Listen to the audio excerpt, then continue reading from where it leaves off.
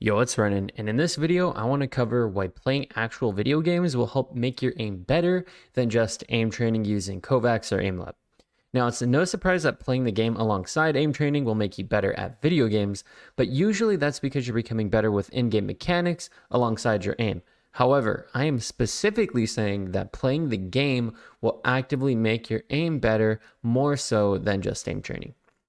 The main problem with just aim training, which some may experience and others might not, is that to get better at a certain point, you really need to get creative with your training. For example, sometimes you need to force yourself to do unique routines, unknown scenarios for specific situations, or try to push yourself in the scenarios you're doing in ways that you haven't before. However, it can be really hard to find what type of scenarios you should be doing to maximize your improvement without a coach, and figuring out how to push yourself for better scores can be hard without a helping hand.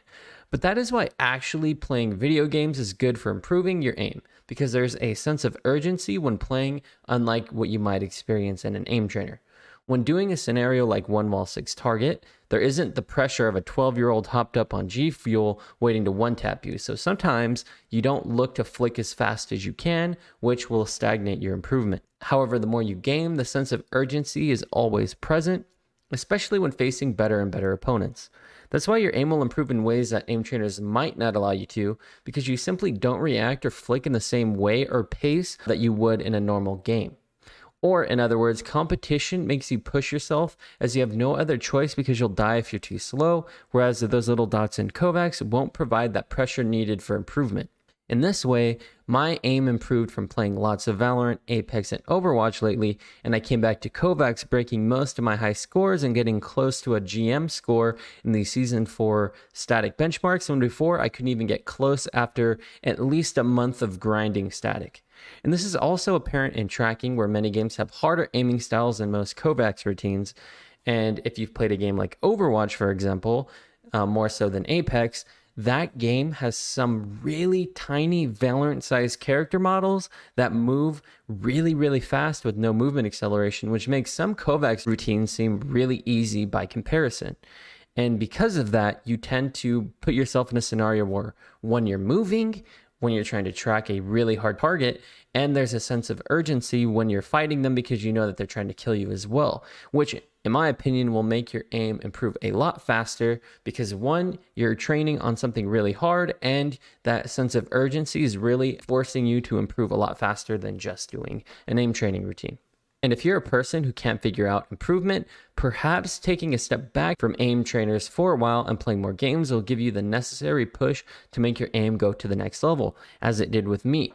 Again, I played Valorant, and Valorant is a very fast game where if you're too slow or you make one mistake, you're dead instantly. And because of that, I was able to really push my speed in flicking. And then when I went and played things in Kovacs like static dots, I was a lot faster than I was normally doing it by just playing aim trainers, because of the fact that I've been training on targets where they're shooting back, and that pressure made me go quick, and that quickness allowed me to get better at flicking a lot better than just doing an aim trainer. However, if you're somebody who just enjoys playing aim trainers, then the one thing you could do is, one, get a coach, because a coach will tell you what you're doing wrong, and you can try to actively force yourself to put pressure on yourself to improve like you would playing a game. Or you can try to get creative and actively look at the routines you're doing and actively try to figure out ways to push yourself, rather than either becoming complacent and doing the same routines over and over. Or you could watch other big top aim trainer players and try to figure out what they're doing and try to match your skill with theirs. So one good tactic, if you're only playing aim trainers, is to watch people on YouTube who are really good and have some of the top scores, and try to mimic how fast they're going, and try to make sure things like your arm feel tired after flicking, because if you're not going to be improving your speed if you're not actively tired from aim training.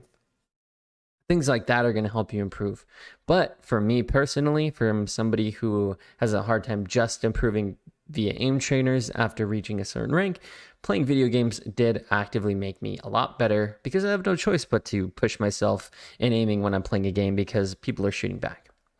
But anyways, guys, that was my take on why maybe you should be playing video games rather than just playing aim trainers to improve your aim. I think a solid hour, hour and a half of aim trainers and then playing a game is a really good way to improve. But anyways, I hope you enjoyed the video. Thank you so much for watching.